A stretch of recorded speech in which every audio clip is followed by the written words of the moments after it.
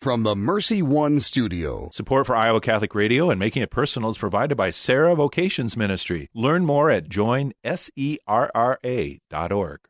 Making It Personal with Bishop William Joensen on Iowa Catholic Radio and iowacatholicradio.com. Welcome to Making It Personal with Bishop Joensen. I'm Kelly Mesher-Collins with the Diocese of Des Moines. On today's show, we're visiting with Bob and Nannet Horton, members of St. Thomas Aquinas Parish in Ames and authors of the book, Missionary Parenting, Cultivating the 6 Key Relationships Essential to Your Domestic Church.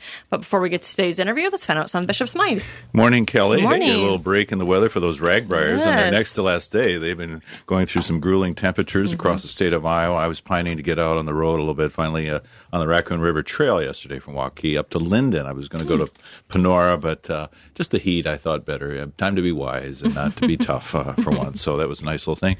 But some relief for them. We're in the first week of the lifting of the dispensation for Sunday Eucharist. And so, again, that calling of the Lord to keep the Sabbath holy in the commandments of God, which we realize as Catholics in our Eucharistic faith. So I think that positive way, we don't take a vacation from our faith during the summer. And I think even our author today will be kind of alluding to that and kind of the parenting that he'll talk about as well. Pope Francis, a couple initiatives, and then also an apostolic letter in recent days. So this past Sunday, kind of anticipating the Feast of Saints Joachim and Anne, Grandparents' Day, elderly, and so we keep that bond of generations. In his Christus Vivit, he had talked about being in the canoe together, and some may not be able to paddle as much, but they are wise guides for us, knowing what those things to avoid and not to avoid. And then yesterday, the Feast of St. Martha has been expanded, the Feast of St. Martha, Mary, and Lazarus, so siblings. So I don't know if there's going to be other unrecognized sibling saints in heaven who are going to be lobbying Jesus or Mary. Come on, I want to be recognized too in this. Don't just let my sibling get all the honors as well. So I think Jesus feeling very comfortable at home with them also. And then, of course, the recent apostolic letter, Traditionis Custodes, the custody or guardians of the tradition. This is not the new name of the Cleveland Guardians that will be changed, but the guardians of the tradition of the faith. And so looking at the reform of the liturgy and how that will continue to be the normative expression, and making some revisions based on the consultation that he had with bishops last year about the use of the 1962 Roman Missal. So this might cause some consternation. I just want listeners in our areas, particularly Diocese of Des Moines, to recognize that we really only have one community who's regularly celebrating in that fashion at St. Anthony on the south side of Des Moines at 5 p.m. The regulations say that ultimately we would not use parish churches, and that any priests who are ordained after this motu proprio is released would ask for not only the permission of the diocesan bishop, but the apostolic see. But I'm going to move very slowly, as always, discerning. I think, that we're absorbing this and the significance of it.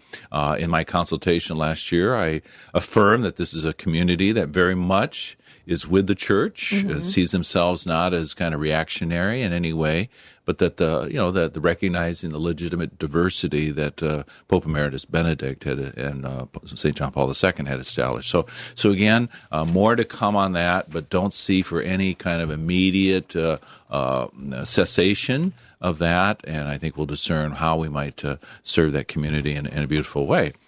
In a positive kind of sports-related note also, congratulations to the St. Albert Falcons, 1A baseball champs yesterday, beating Key Lansing 7-5. It was a kind of a wide margin until the last innings, and the Key Hawks had kind of closed the gap there, but they came through. Cy Patterson pitching also had contributed some runs as well, and so a 7-5 victory. This is the 4th state title in baseball for St. Albert Catholic School.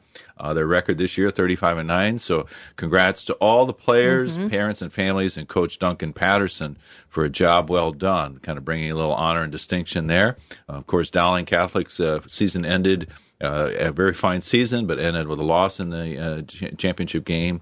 And then also Van Meter and Winterset quitting them quite well on the public side. So some of our faithful playing for some of those schools. All right. Well, we're going to take a quick break. When we return, we'll welcome Bob and Nannet Horton, authors of the book Missionary Parenting. You're listening to Making It Personal with Bishop Joensen. Support for Iowa Catholic Radio and Catholic Women Now provided in part by Marr Security, providing security solutions for homes and businesses since 1953. Marr Security is a Catholic-owned family business supplying security systems, access control systems, video surveillance, fire alarm systems, and video doorbells. All alarm systems are monitored out of their monitoring center located in the state of Iowa. Marr Security, 515-244-5660, permarsecurity.com.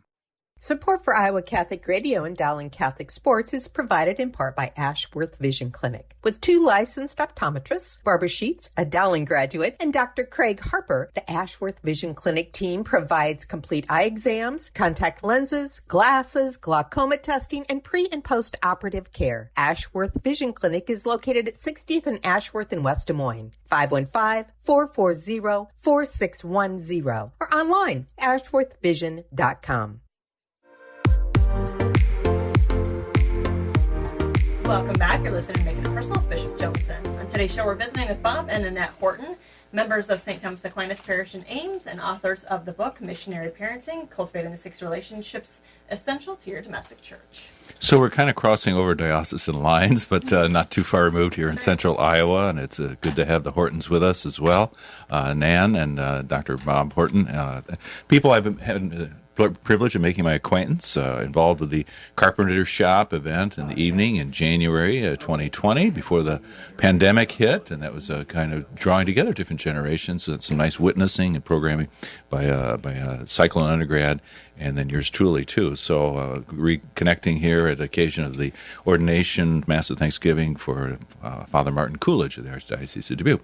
Good to have you, Bob and Nan. Good morning. Yeah. Morning. Yeah, and you're both educators in a way. Nan involved with homeschooling and catechesis of the Good Shepherd, and Bob.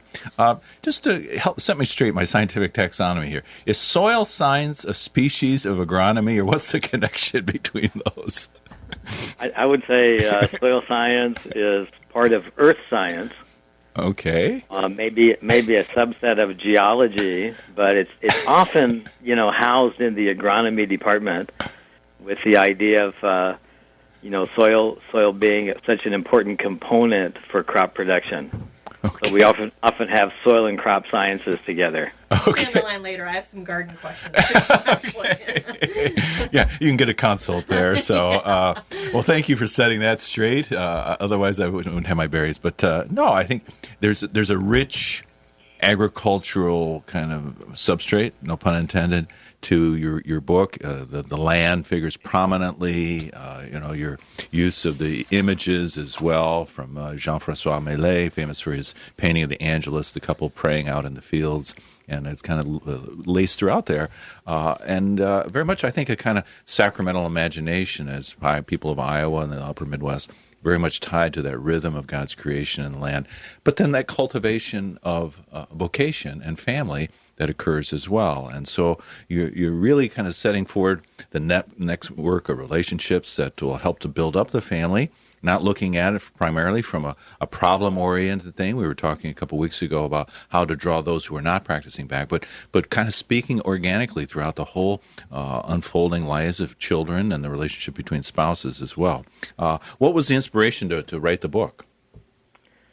Well, Nannet and I were both baptized as children and raised as Catholics, but we kind of, in our early adulthood, wandered away from the church. We weren't very committed, and then through just life circumstances, difficulties and issues, independently, before we even met each other, we made renewed a commitment to God, made personal decisions for Christ, and re-engaged in the church.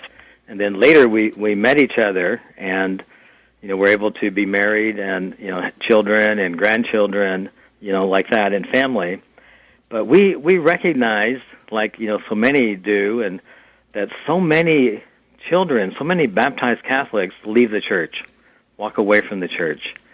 And when we started to have children, we wanted the best that we could, to be like we often pray. We always pray at times of baptism. We pray that the parents, the mother and the father, can be the first and best teachers of the faith to the children. But we wanted to know what that meant, not just have a prayer, but we wanted to know how could we engage as parents to help to catechize, teach, but also evangelize our children. And so we wanted to pass the faith on to the next generation. And so that kind of was a motivation for us, to live our family. And then what we learned in our family from our own study, talking with others, and our own experience, we thought, may be useful to write this down in a book form to share with other families that also had this desire to, help pass on the faith or help form their children in the faith. Mm-hmm. How about you, Nannet? What would you like to say? I think you said it really well, Bob. And what we found out was it's really all about relationships, because children are made for relationships, like we all are, made in the image and likeness of God, and therefore children at any age respond to love. And we were able to look at this and work on the approach of relationships that are existing within the family. And so that's kind of what this book is about the relationships in the family and how we can bring in faith, hope, and love, loving God and loving others into all those relationships. Mm-hmm. Very, very elegantly stated. And, just to maybe nudge a little bit again, you kind of referred how your own path involved a kind of coming back together. When you were entering into marriage, were you seeing this as a vocational call? Philosopher Robert Spaeman speaks about the way in which to love someone is to understand the reason God created this person, even though we can't exhaustively and know all the things. There's a mystery there as well. Did you see this as a kind of laying down your lives in this way, even at the point of marriage, or was that something that was kind of activated throughout the actual bringing children into the world and all that was going on? No, I think we were able to recognize that and see that, at the time of the beginning of our marriage, because we had each, independently. Nannet lived in California, and I lived here in Iowa, and we had made a personal commitment to the Lord, committed our lives, and were committed to the church, and we had a sense of the vocational calling in our lives, to be married, and even at the time of our marriage. Nannet and I wrote down like a vision for our marriage that included together loving God, not only independently as individuals, but committing our married life to God, loving God, and then striving to love others together as a couple. So I think we had a real sense of that. How about you, Nannet? Yeah, I think that when you decide to follow Jesus, to become a disciple, you go in this mode of denying yourself, pick up your cross, and following Jesus, right? So there's already some giving up of self, like a death to your own self, so like a seed that dies. So when you enter into the vocation of marriage, that just kind of expands to now there's a person you're committed to, and therefore you deny yourself, pick up your cross, follow Jesus even more, like more breadth and more depth, because that is part of your vocation, your discipleship of following Jesus, is this relationship now where you are called to be united with another person. Mm-hmm. But all that being said, Bishop, you have to grow in it as well. It's not like it's already known and done. We had a sense of it. We had a desire for, the vocation of marriage, the sacrament of marriage, but it took a lot of growing on our part. And, later the addition of children also helped us to grow. You kind of laugh as you say it because it was all light and fun, right? It was all just a lot of pleasure. The theology of the cross is very much woven throughout the book. You conclude each of the chapters talking about the cross, talking about laying down one's life in a way. And I was privileged last weekend to witness a marriage, officiated wedding at St. Augustine Church here in town.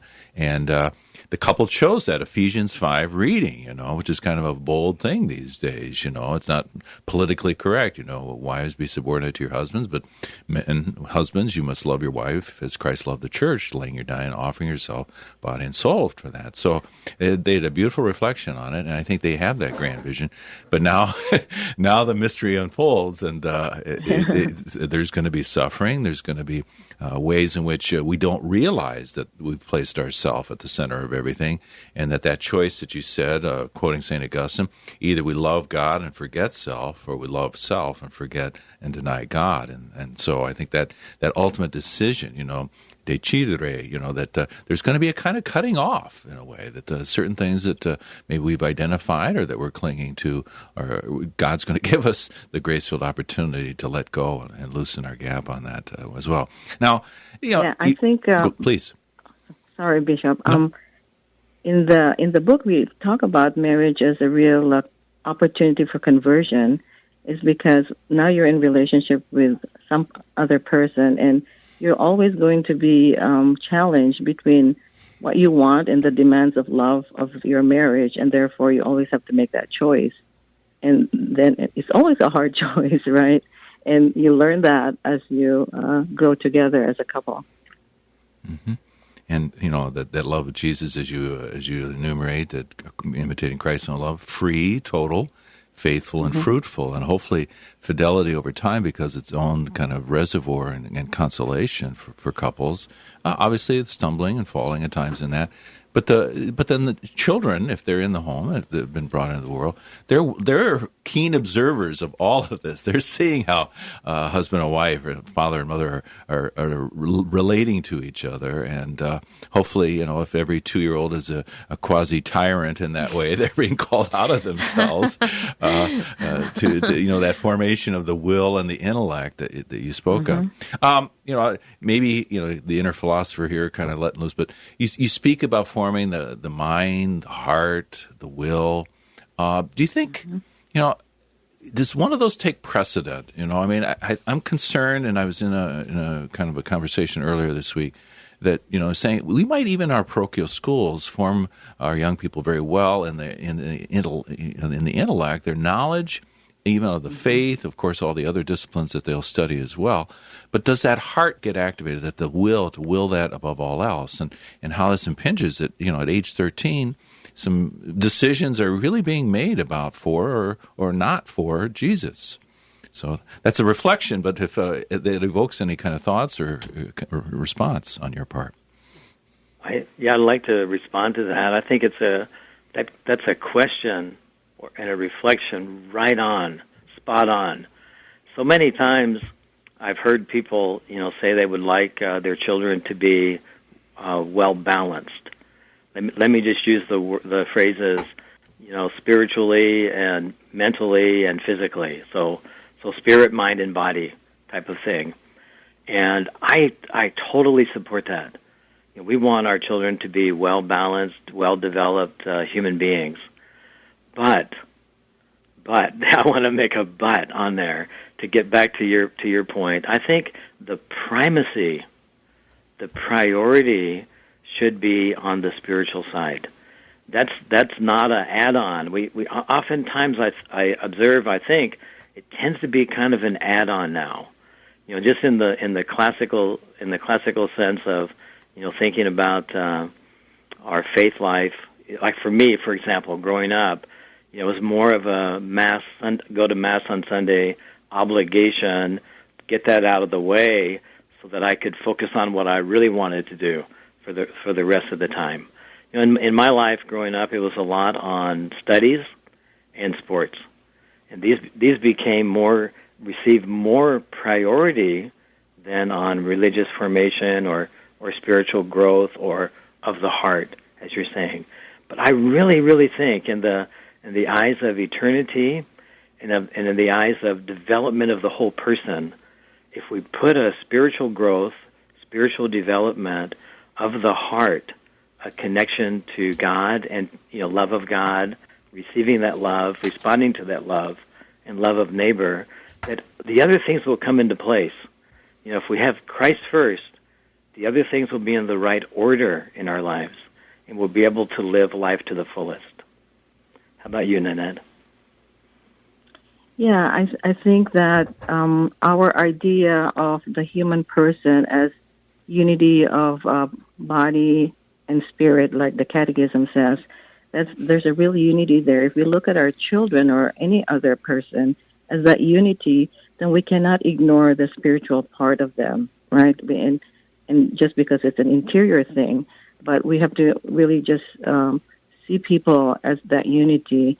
And for our children, I think that the model that we try to do is what Christ did with his apostles. You know, in the 3 years that he was with his apostles, he had that human approach, and he lived with them and engaged them in body, mind, and spirit. He taught them how to pray.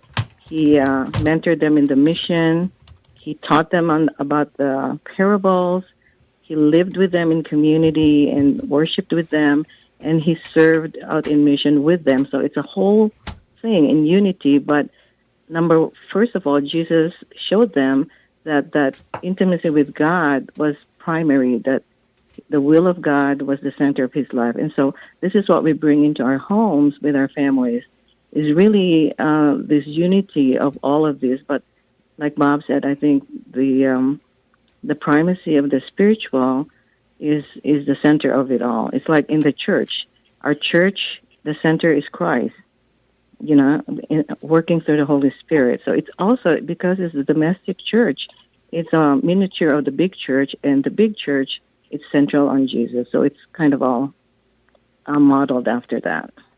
Well, thank you. You're holding up the theological horizon, if you will, and the soil that paves the way for this. You also have numerous practical kind of suggestions and everything else. If you'll be willing to stay with us, maybe we can touch on those when we come back after the break. Great. Thank you. We're going to take a quick break. When we come back, we'll return with Bob and Nannet Horton. You're listening to Making It Personal with Bishop Joensen on Iowa Catholic Radio and the Spirit Catholic Radio Network.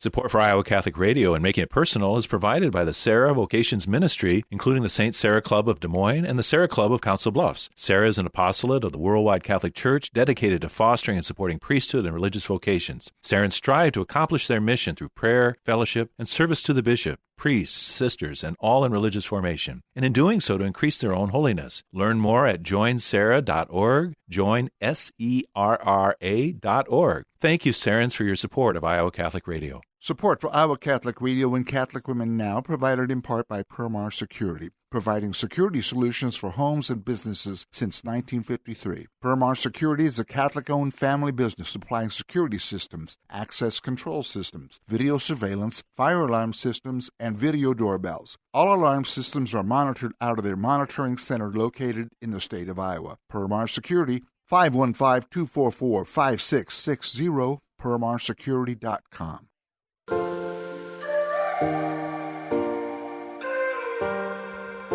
Welcome back to Making It Personal with Bishop Joensen. We're here with Bob and Nannet Horton, authors of the book Missionary Parenting. I use the metaphor of kind of an organic menu that you serve to us and touching on so many things, but the Eucharist and the sacramental life, which you offer some reflections on that and the power of the Church's prayers as a way of forming our vision.